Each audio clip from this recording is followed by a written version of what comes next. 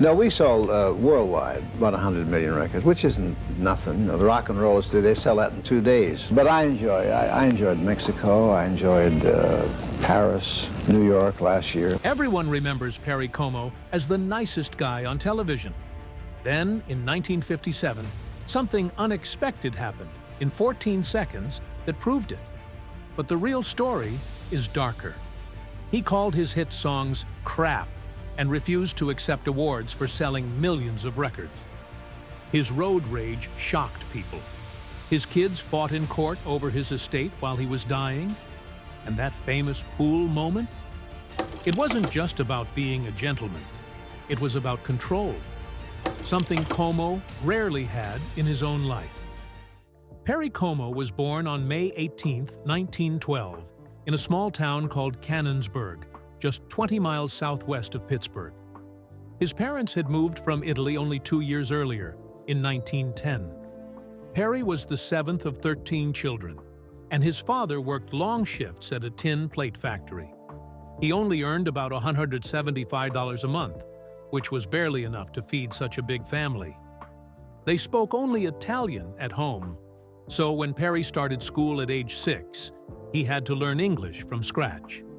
Even though they were poor, music and faith were always at the center of their life. When Perry turned 10 in 1922, he got his first job at Steve Fragapane's barber shop.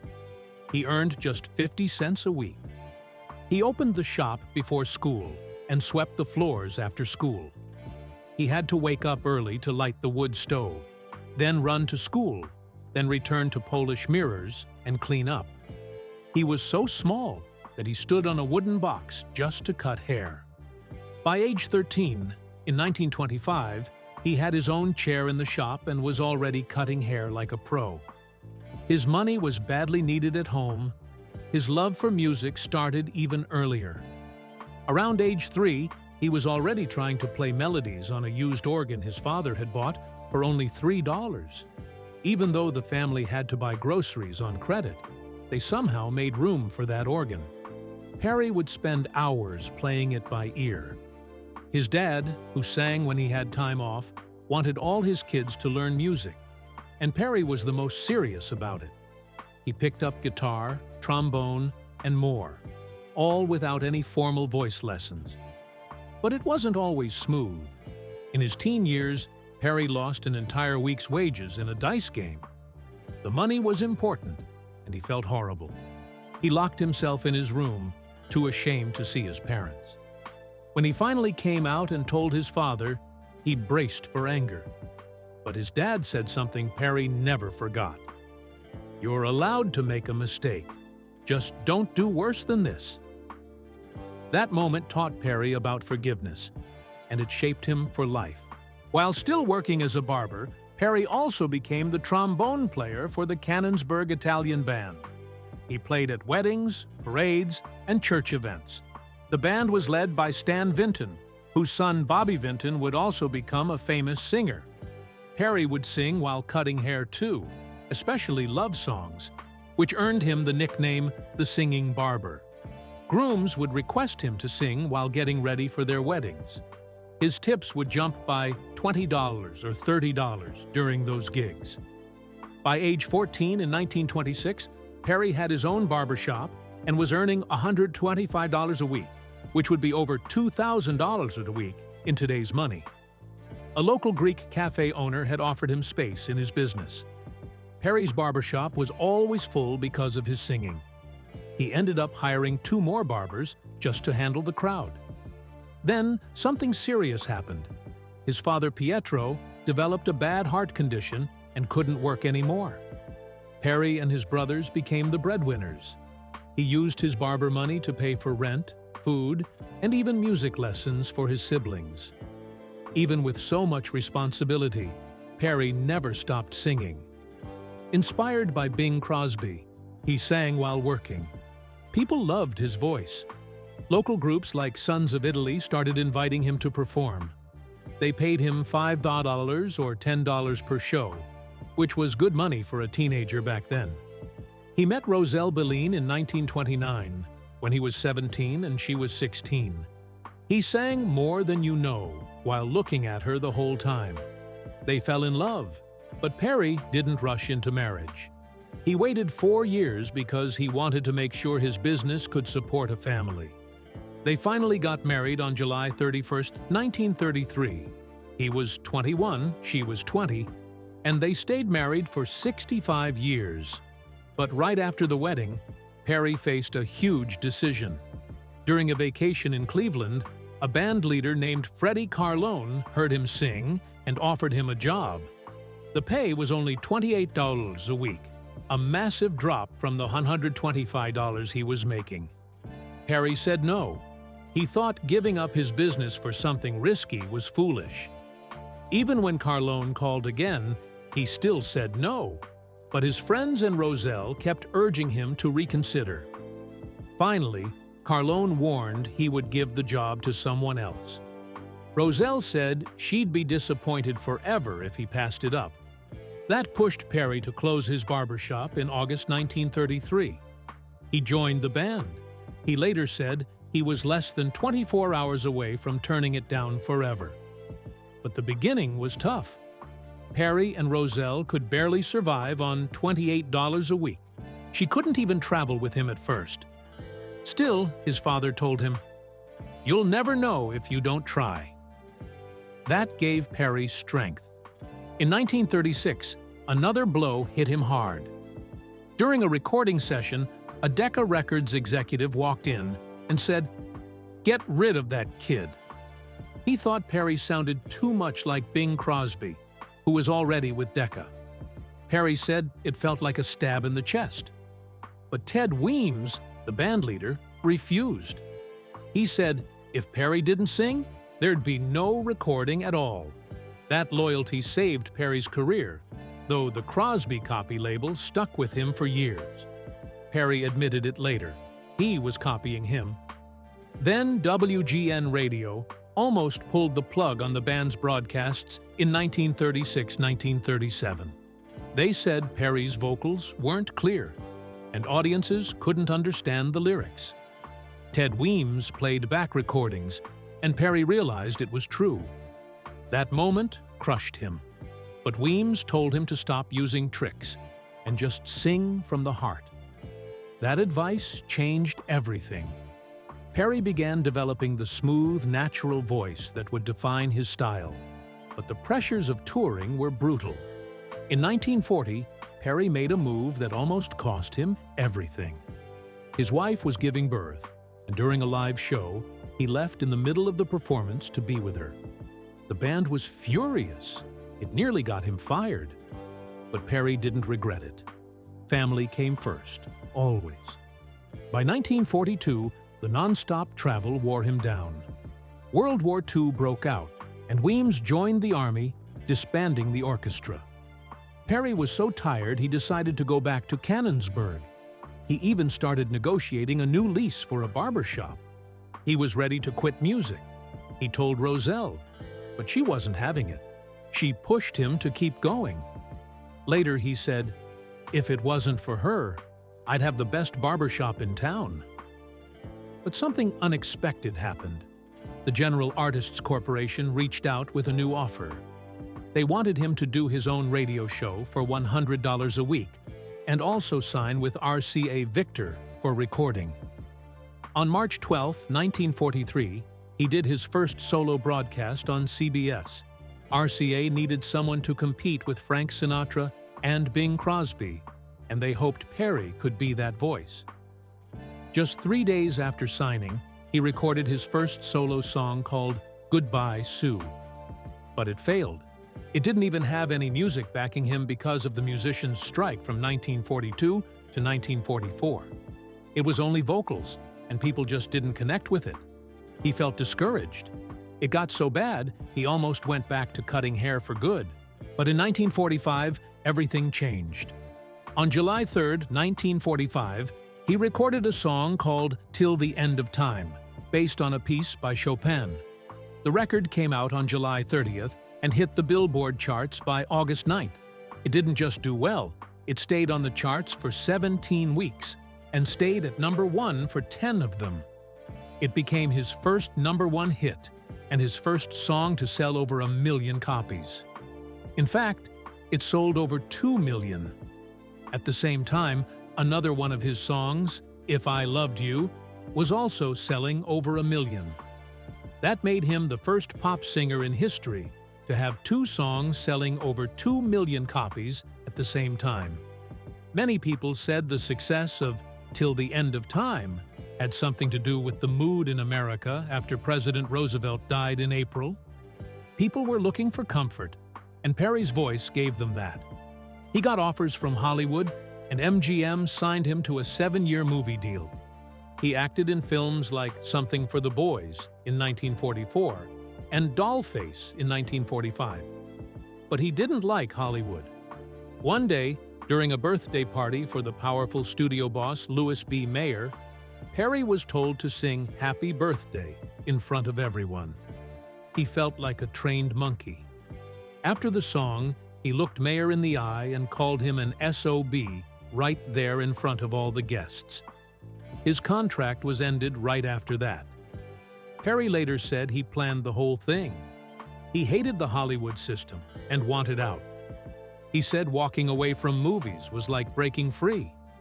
He never looked back. Even in music, he wasn't happy all the time.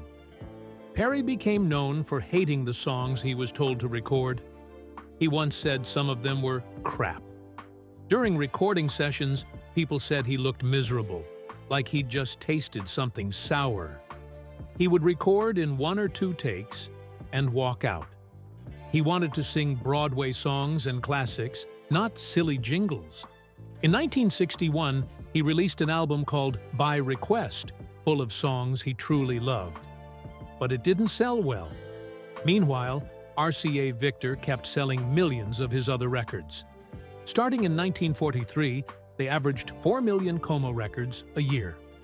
In 1946 alone, they made 4 million in a single week.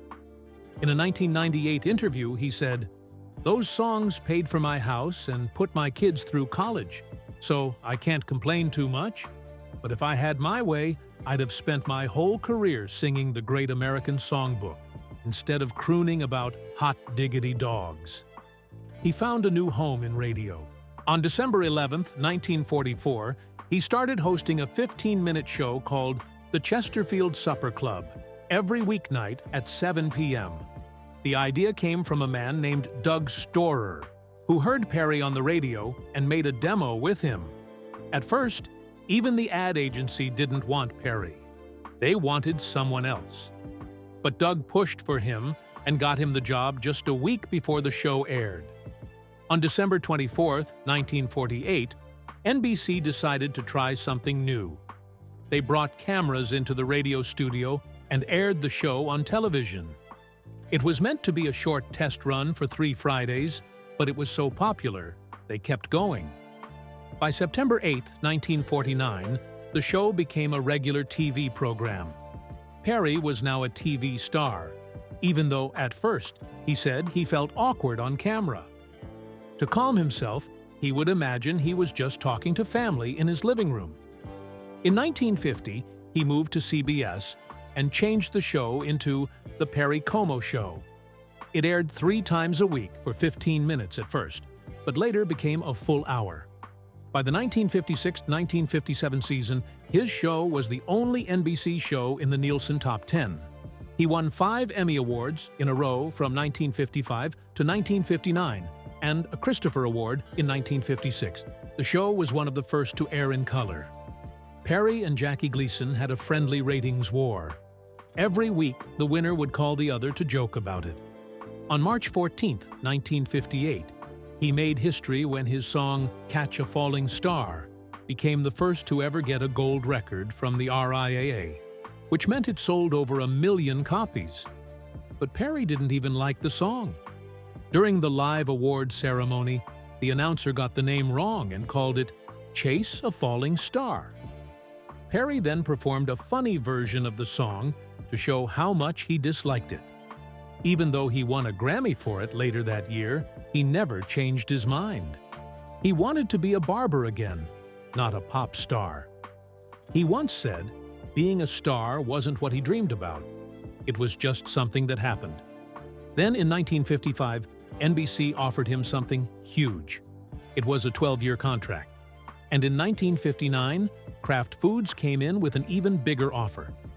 They gave him $25 million to make 66-hour-long color TV shows over 2 years. On top of that, he got a deal as their spokesperson for 10 more years. He became the highest-paid man on TV.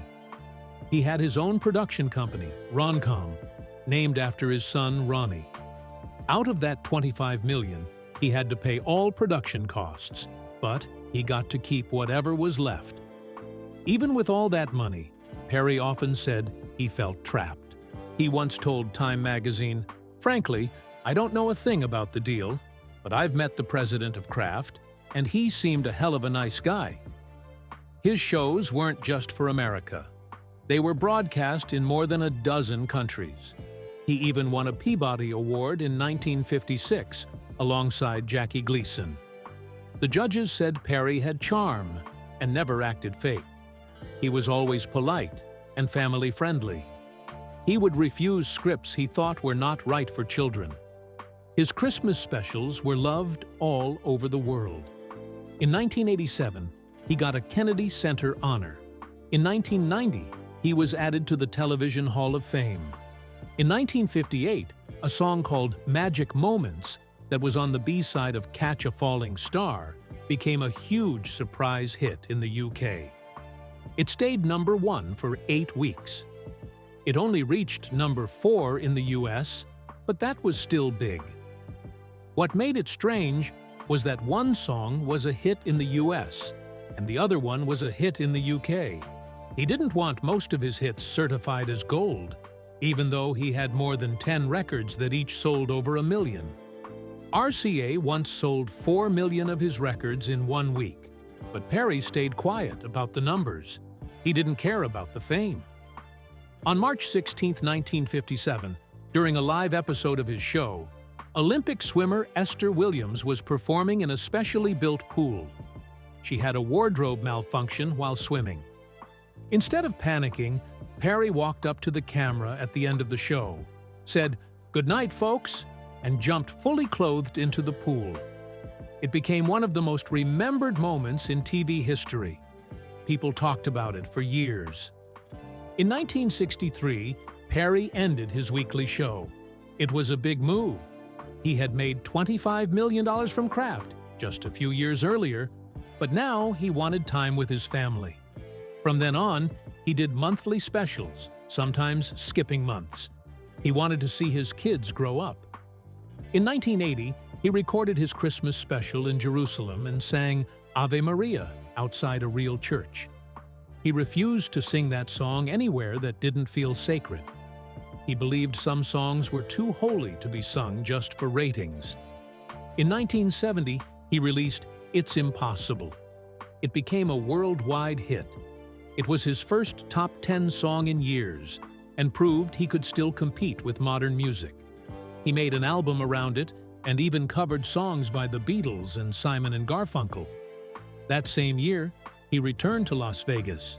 He hadn't performed live since 1944. At the International Hotel, he made $125,000 a week. His father never made that much in a lifetime.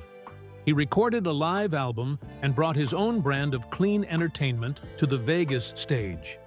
In the 1980s, he turned down big offers so he could stay home. He said fame had taken him away from his kids during their most important years, and he wasn't going to make that mistake again. He could afford to say no now.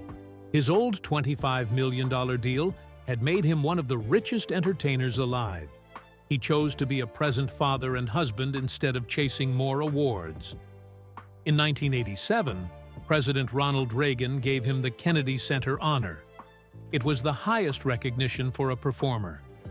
Perry wore his cardigan, smiled his humble smile, and accepted it with grace. His TV style had changed the way shows were hosted forever. He didn't yell, he didn't show off, and that was exactly why people loved him. Perry Como was just 21 when he married Roselle Beline, on July 31, 1933. She was only 19. They had first met at a picnic near Chartiers Creek in 1929, when Perry sang More Than You Know while looking straight at her the entire time. It wasn't just a teenage crush. Their love lasted 65 years, all the way until August 12, 1998, when Roselle passed away at the age of 84. Their first child, Ronnie, was born in 1940. After that, they couldn't have more kids, so they adopted their daughter Terry and son David. Even though their marriage was one of the most stable in showbiz, Como often said he carried guilt. He said being famous made him miss the real moments. He once admitted that life on the road wasn't good for raising children, and after taking Roselle and baby Ronnie on early tours, he stopped. Fame gave him money, but it took away time. When Roselle died, Perry was crushed.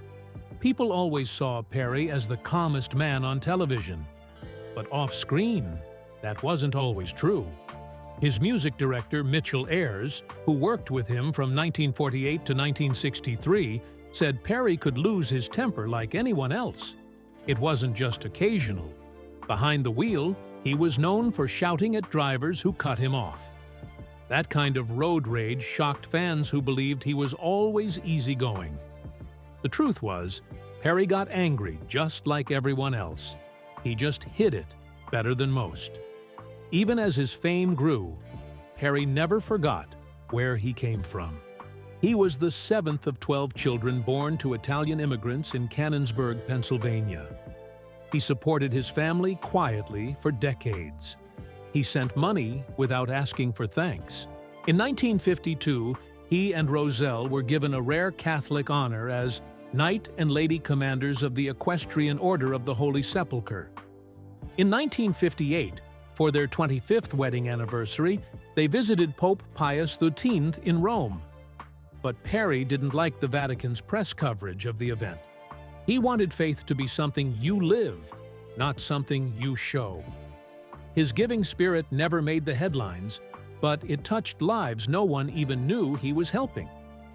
Despite earning an estimated $40 million, Perry chose a very simple life in Jupiter Inlet Beach Colony, Florida. He sold over 50 million records, won 5 Emmys, and had 3 stars on the Hollywood Walk of Fame. But he didn't care about being flashy. Locals often saw him grocery shopping like any retiree, and most didn't even recognize him. He died on May 12, 2001, at age 88, sitting in his favorite chair. His daughter Terry said just one day before, they had shared ice cream together and he had been smiling. That made his sudden death even harder to accept. Perry had been battling Alzheimer's disease for around 2 years, and after he gave up golf, it felt like part of his soul had already faded. Even as he aged, he didn't stop working completely. In the 1970s, rumors spread that he had retired, but Perry still performed occasionally.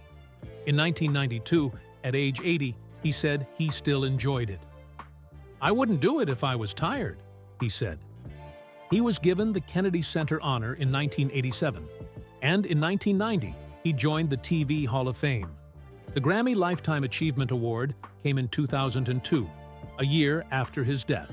He had worked with RCA Victor for 44 years, from 1943 to 1987, one of the longest relationships in music history. But behind the music, Perry had a secret resentment. He hated many of his most popular songs. He once said RCA forced him to record songs he thought were trash. He called his $25 million deal with Kraft in 1959 a golden cage. He told friends he would rather have gone back to cutting hair in Canonsburg. In one interview, he said, "Those songs paid for my house and my kids' college. But I would have rather sung the Great American Songbook." He wanted to do art. The business made him rich, but it didn't make him happy. He even ruined his own Hollywood career. In 1948, while working on the film Words and Music, MGM threw a party for studio boss Louis B. Mayer. Perry was forced to sing Happy Birthday on stage. He changed the lyrics to "Happy Birthday to You, you big fat SOB." Mayer was furious and blocked him from getting film roles ever again. Perry didn't care. He said later, "They were wasting my time, and I was wasting theirs."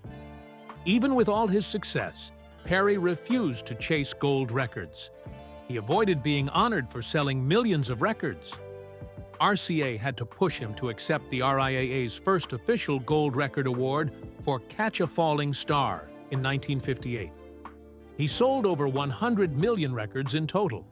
At least 15 of his songs sold more than 1 million copies each. But he didn't want awards or trophies. He just wanted to go home after recording and be left alone. There were even people who accused him of dodging the World War II draft. But military records showed he was classified 4AF because of family obligations and musical commitments. Others like Frank Sinatra and Harry James also had 4F status. Perry had to help support his large family. His father was a mill worker. Como's income helped everyone survive. Still, the criticism stuck with him for years. His death in May 2001 shocked people not just because he died, but because of what happened behind the scenes.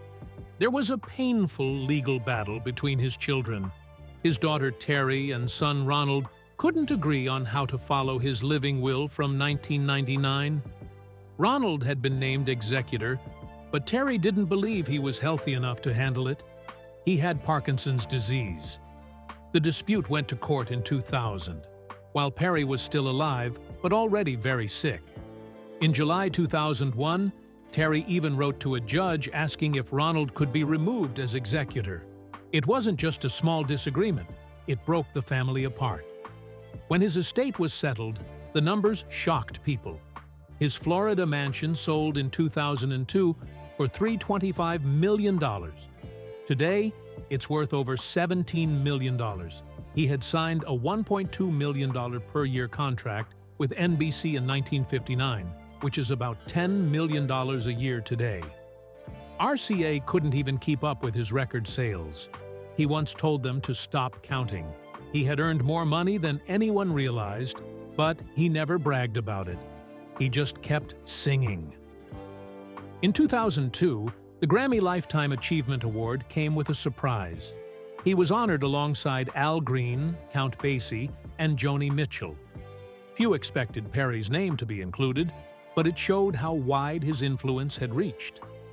He had 3 stars on the Walk of Fame, one for radio, one for TV, one for music. Very few artists had all 3. Michael Bublé once said Perry inspired his entire singing style. Even Bing Crosby once called Como the man who invented casual. After his death, his music quietly found a new life. On TikTok, a new generation discovered his smooth singing. His songs started going viral.